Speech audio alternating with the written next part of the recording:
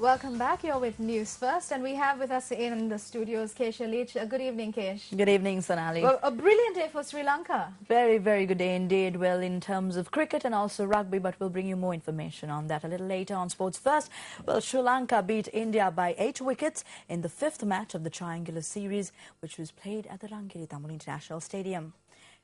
This match was worked off at the Rangiri Damul International Stadium. Have a look. Won the toss and elected to bat first.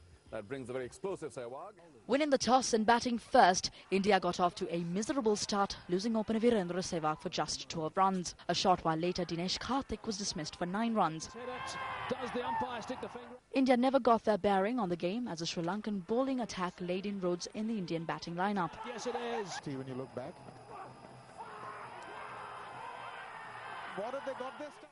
Tisara Pereira was the key destroyer for Sri Lanka, batting 5 for 28, ably supported by Lasith Malinga and Nuwan Kulasekara, who took 2 wickets each.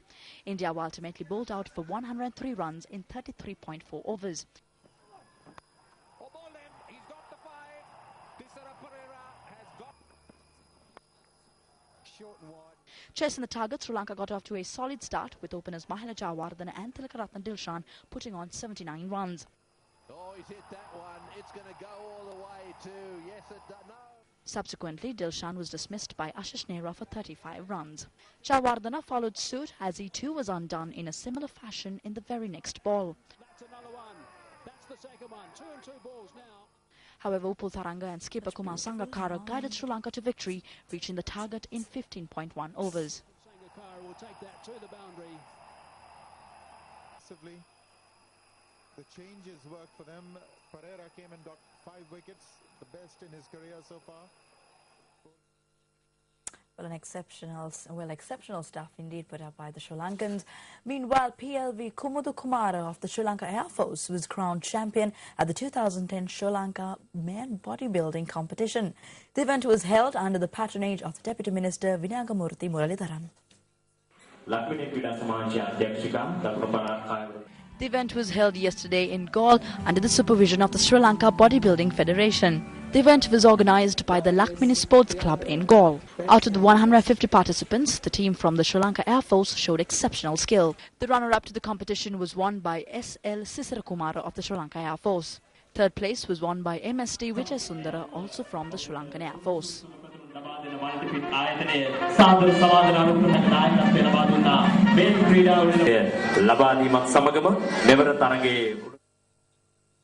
Well, another victory for the Sri Lankan team. In this case, it's some rugby news. The Sri Lanka team participating in the Asian Youth Rugby Championships emerged victorious against South Korea in its first match of the tournament today. The acting secretary of the Sri Lanka Rugby Union, Kiran Atapattu, said the Sri Lanka scored 3 goals, a penalty and a try against Thailand's single goal and penalty achieved victory of 29-10. Shan Patirana was the star player for Sri Lanka, scoring 2 tries. The team's next match is scheduled to be held next Wednesday against Japan. And it's now time for our special segment, Bitter Truth.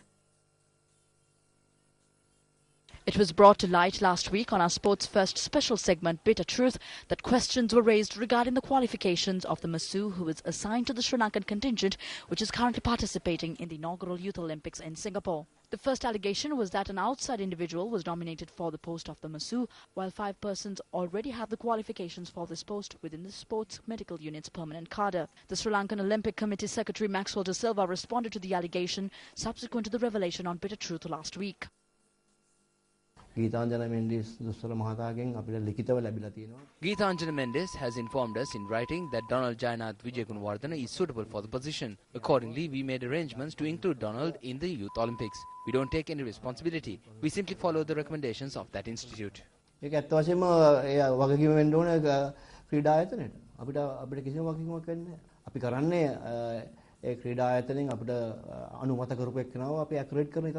The conflict of interest revolved around the written recommendation sent on the 30th of April to the Olympic Committee from the Sports Medicine Institute regarding the appointment of the above-mentioned person for the post of the Masu. When Sports First questioned the Director General at the Sports Medicine Institute, he refused to comment with regard to the methods used. However, subsequent to the Bitter Truth segment, the Director General at the Institute noted that the respective individual has followed a Masu course at the Institute.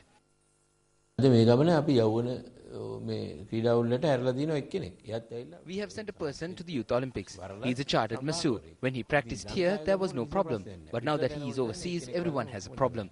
There is no other place which sends doctors and masseur abroad as much as the sports ministry. They all want to go to Singapore, so we will send them to Singapore separately. Permanent කට්ටියට සිංගප්පූරු යන්න ඕනකම තමයි මෙතන තියෙන්නේ. මම හිතන්නේ ඒ කට්ටිය අපි සිංගප්පූරුවේ වෙනම අරිමු. However, the Sports Health Unit has not succeeded in revealing the duration of the masseur course that this individual had followed. Therefore, what is the legal basis that this person possesses in order to be a masseur? Last week, the National Olympic Committee chairman stated that a complaint had been brought forward to the Sports Ministry, so when will investigations into this take place? Sports First will keep a close watch. Well, that wraps up today's edition of Sports First. Over to you, Sonali. Thank you, Kesh. And that brings to a close this weekend's edition of Primetime Weekend. A big thank you goes out to the production crew here at News First for facilitating this effort time and time again. We're only a click away at www.newsfirst.lk. Tomorrow brings with it a brand new week. Hope it is for you one that brings you closer to resilience. Good night, Sri Lanka.